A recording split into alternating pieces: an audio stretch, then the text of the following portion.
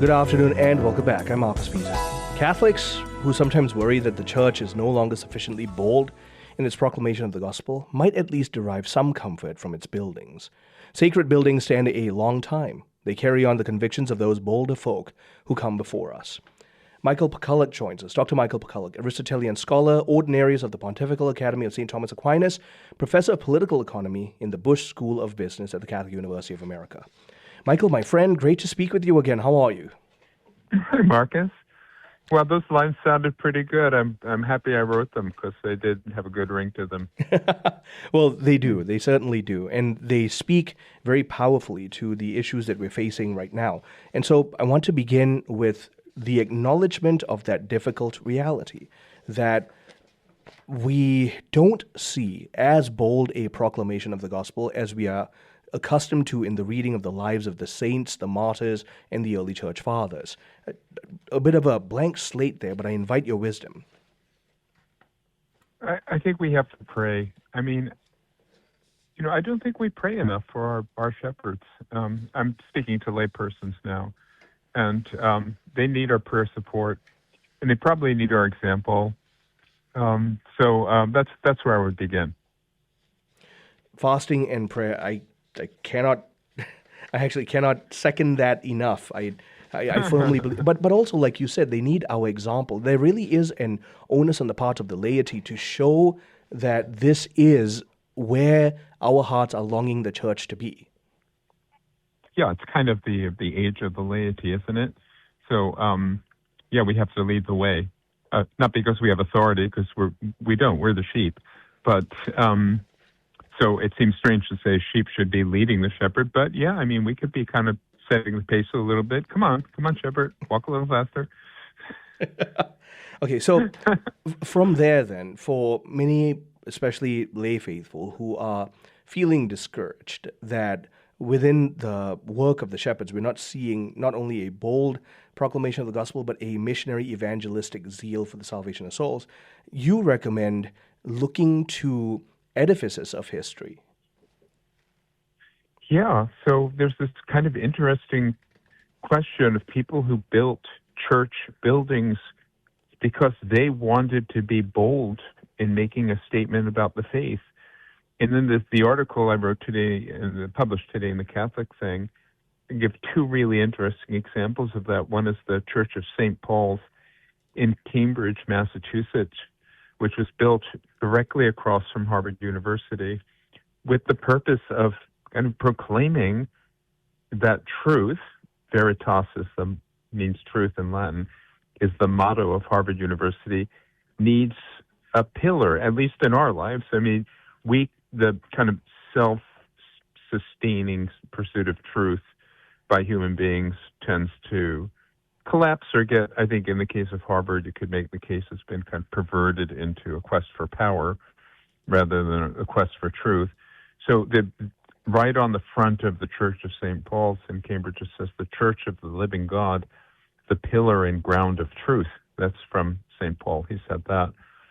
And when the church was constructed, it was actually facing directly Harvard University. I didn't understand that it was deliberately, it understood itself to be doing that, looking upon what was called then the Gold Coast. This is now Wigglesworth Hall, where freshmen are housed, but back then it was viewed as a place where the children of the wealthy, the sons of the wealthy, come to study at Harvard. So it was fairly, almost aggressive and fairly in your face.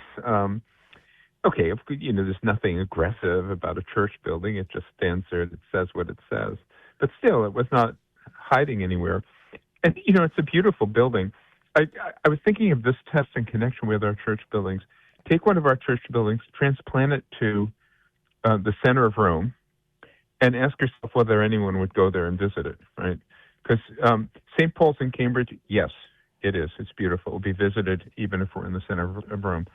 I can think of other churches that are in my neighborhood where if you moved it to Rome, nobody would even know it was a church. It's a kind of an interesting, do our churches of themselves preach the gospel because of their reverence and their profundity and their beauty and even inscriptions. The cardinal at the time, who at the founding of St. Paul's Church called it a book in stone. That's how he referred to it. And then the other example I picked is the Cathedral of the Madeleine in Salt Lake City, which is just gorgeous. I have a lot of dear Mormon friends, but I have a friend who came back from Salt Lake City once, and he said, "Look, you can just tell from the architecture that it's not a true church." You have the Cathedral of the Madeleine up against the Mormon Temple and other buildings of the Mormons, and judge for yourself. Just hearing everything you've just shared and the brilliance of how good architecture can speak to the soul, I want to ask you to dive deeper into that. But before I do that, I want to ask you to speak to the converse reality, which is, because we know this, the more modern designs of churches and architecture, what does that do for the soul then? They're purely functional. And what's interesting about function is that it's relative. I mean, you know this. So to say something is functional is to say that's subordinate to or instrumental towards the realization or good of something else. So it doesn't really draw us to it. Consider the complete opposite of this, which would be an icon. Right? The idea of an icon, it's an image which is a participation in which what it images. And it doesn't point you away from itself in attaining some kind of function. It rather is drawing you up. It's pulling you up, and it's unifying you with a higher reality. So this is where churches need to be understood as more like icons than as functions. They're not functional spaces. This is interesting. The very original Christian churches were basilicas. And basilicas were Roman buildings where business was transacted or where functions took place and so on, like a hall, like a meeting hall.